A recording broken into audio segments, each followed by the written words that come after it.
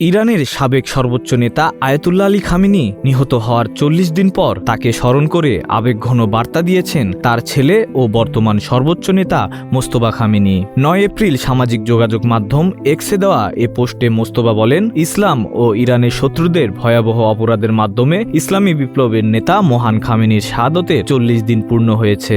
ইরানের পরমাণু ও ক্ষেপণাস্ত্র কর্মসূচিকে কেন্দ্র করে দীর্ঘদিন ধরেই যুক্তরাষ্ট্র ও পশ্চিমা বিশ্বের সঙ্গে উত্তেজনা চলছে। এই ইস্যুতে ফেব্রুয়ারিতে তেহরান ও ওয়াশিংটনের মধ্যে কয়েক দফা সংলাপ হলেও তা কোনো সমঝোতা ছাড়াই শেষ হয়। এরপর ২৮ ফেব্রুয়ারি যুক্তরাষ্ট্র অপারেশন এপিক ফিউরি এবং একই সময়ে ইসরায়েল অপারেশন রোয়ারিং লায়ন নামে সামরিক অভিযান শুরু করে। ওই হামলার প্রথম দিনেই নিহত হন আয়াতুল্লাহ আলী খামেনি, যিনি টানা ৩৭ বছর ইরানের সর্বোচ্চ নেতা ছিলেন।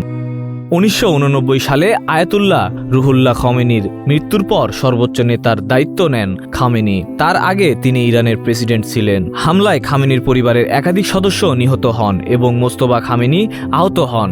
পরে তাকে নতুন সর্বোচ্চ নেতা হিসেবে দায়িত্ব দেওয়া হয়। বর্তমানে তিনি মস্কোর একটি হাসপাতালে চিকিৎসাধীন রয়েছে বলে জানা গেছে। রাশিয়ার প্রেসিডেন্ট ভ্লাদিমির পুতিনের আমন্ত্রণে মার্চে তিনি সেখানে যান। Desk news, news flash 71।